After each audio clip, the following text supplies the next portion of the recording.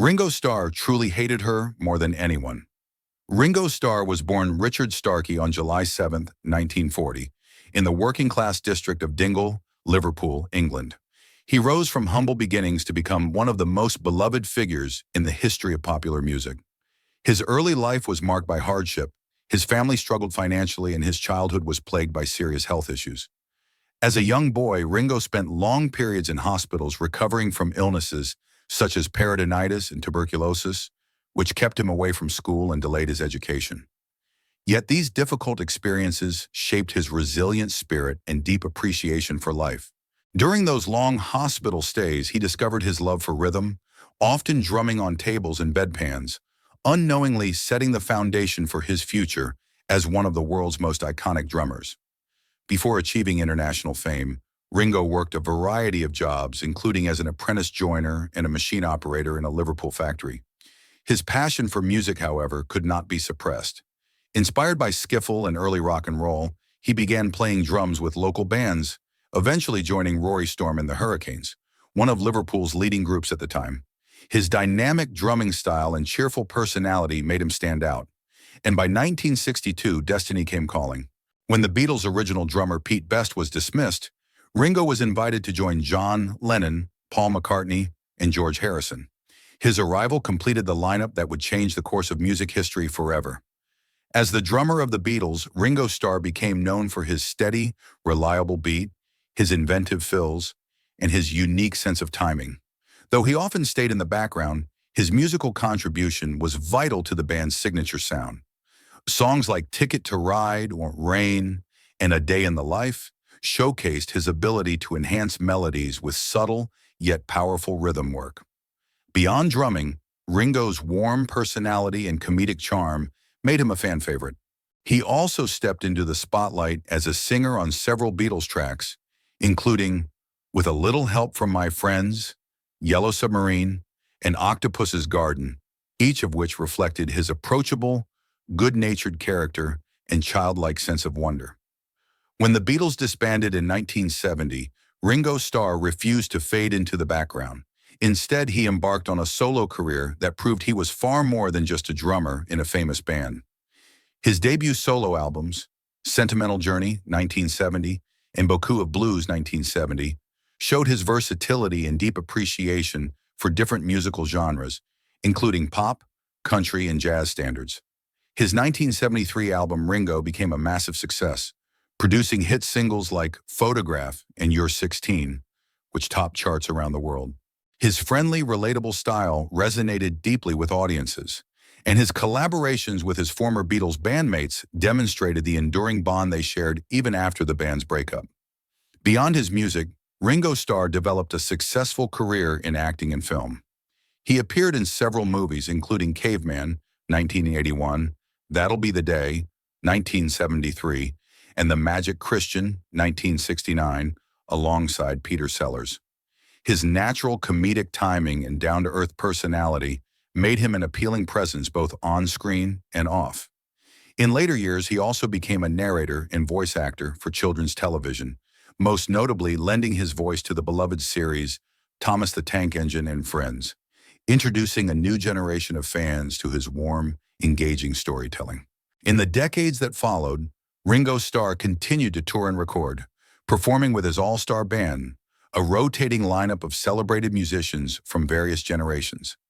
His concerts became joyous celebrations of music, unity, and friendship, blending Beatles classics with his solo hits and the songs of his bandmates. His influence as a drummer also continued to grow, with countless artists citing him as an inspiration for his precision, musicality, and understated brilliance. In recognition of his contributions to music and culture, Ringo was knighted by Queen Elizabeth II in 2018, officially becoming Sir Richard Starkey, an honor long overdue for a man who helped shape modern popular music. Ringo Starr's romantic life reflects both the turbulence of his years as a world-famous Beatle and the enduring strength of love he found later in life. His two marriages, first to Maureen Cox and later to Barbara Bach, represent very different chapters of his personal journey, each marked by distinct emotions, challenges, and personal growth. Ringo's first marriage was to Maureen Cox, a Liverpool-born hairdresser who had been a devoted fan of the Beatles before she met him. Their story began in the early 1960s when Beatlemania was exploding across the globe. Maureen and Ringo met at the Cavern Club, the famous underground venue where the Beatles honed their craft and built their earliest fan base.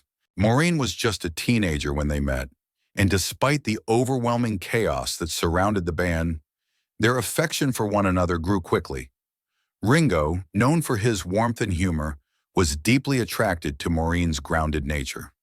Unlike many others drawn to his fame, she saw him as Richard Starkey, the man behind the drums, not just Ringo Starr, the international sensation. The two married on February 11, 1965, at the height of the Beatles' fame. Their wedding caused a media frenzy as thousands of fans gathered outside the registry office, hoping to catch a glimpse of the newlyweds. Inside the ceremony was intimate and emotional, attended by close friends and family, including fellow Beatles John Lennon and George Harrison. Maureen's loyalty and strength during those years were remarkable.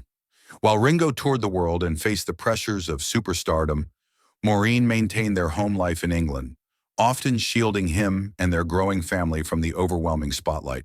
The couple went on to have 3 children, Zach, Jason, and Lee Starkey. Zach would later follow in his father's footsteps, becoming a respected drummer in his own right and performing with iconic bands such as The Who and Oasis. However, as the years passed and the Beatles dissolved in 1970, the couple's marriage began to face serious strains. Fame, long separations, and the temptations of the rock and roll lifestyle took a toll. Ringo himself has openly admitted that he struggled during this period as he turned to alcohol and lived a wild, chaotic lifestyle after the Beatles' breakup. Despite Maureen's efforts to hold the family together, their relationship became increasingly distant. Their marriage officially ended in 1975, though they remained connected through their children and mutual respect. Tragically, Maureen Cox later passed away in 1994 from leukemia at only 48 years old. Her death deeply affected Ringo, who was by her side in her final days. He later said that she had been one of the most genuine and caring people he had ever known, a true part of his life that he would always carry with him.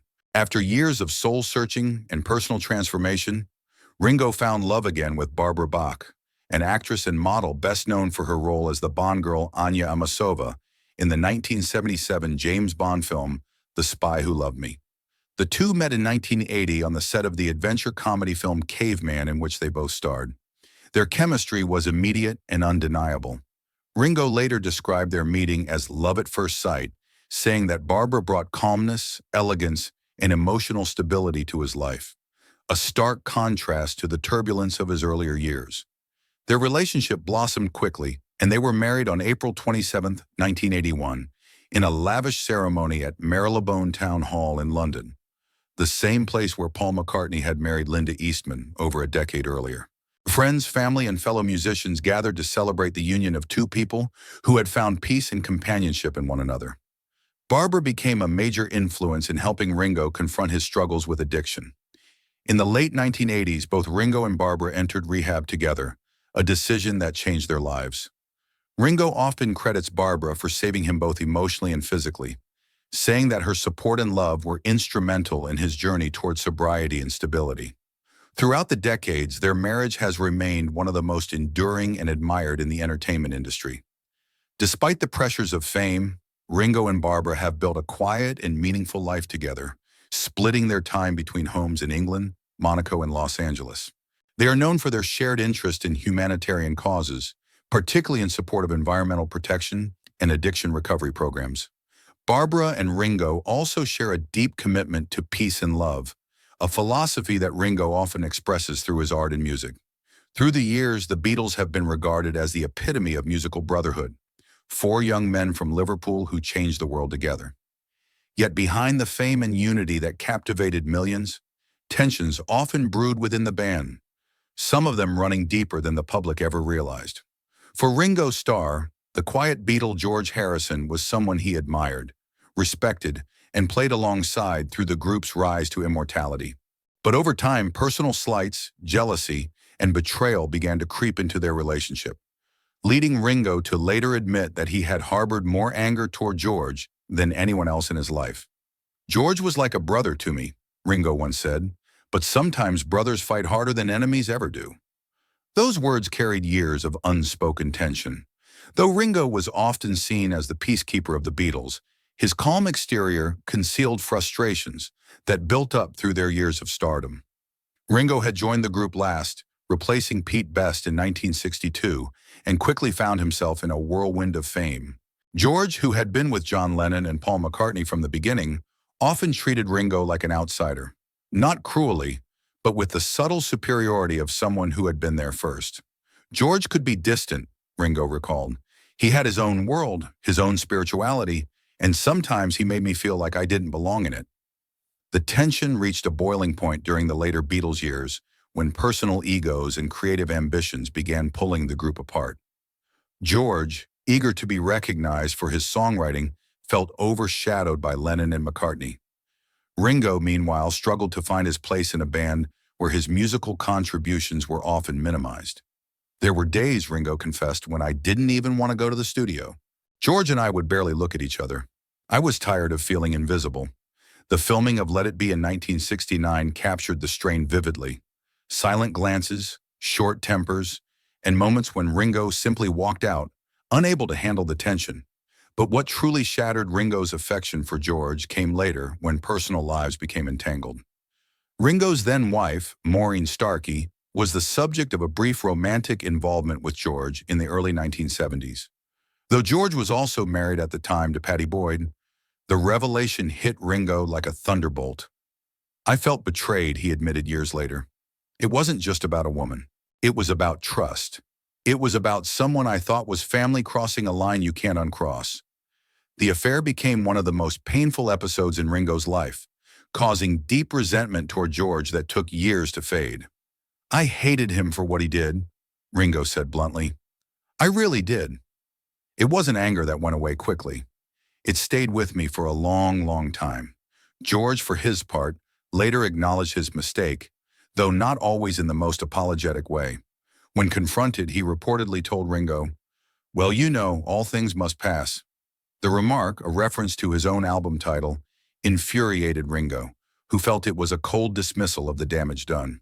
Friends close to the Beatles have said that Ringo avoided George for months after the affair came to light. And even when they did see each other again, their conversations were tense and shallow. It wasn't like we could just pick up a drumstick and a guitar and make it all better, Ringo explained. That wound didn't heal with music. Over time, however, Ringo's deep spirituality and forgiving nature began to surface. As the years passed, he reflected on the meaning of friendship and the futility of holding on to anger.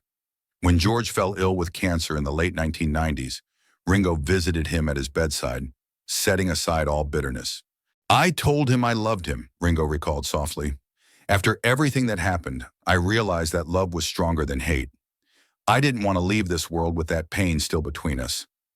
George reportedly smiled and took his hand, and for a brief moment, the years of tension melted away.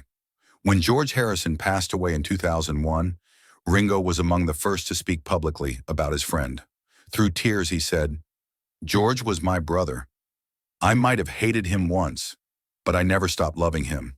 That confession captured the complexity of their bond, the fierce emotions, the human flaws, and ultimately the unbreakable tie forged through music and shared history. In the end, Ringo Starr's story with George Harrison stands as a reminder that even among legends, love and resentment often coexist.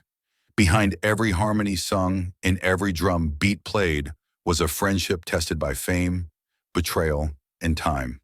A friendship that, despite its scars, endured until the final note.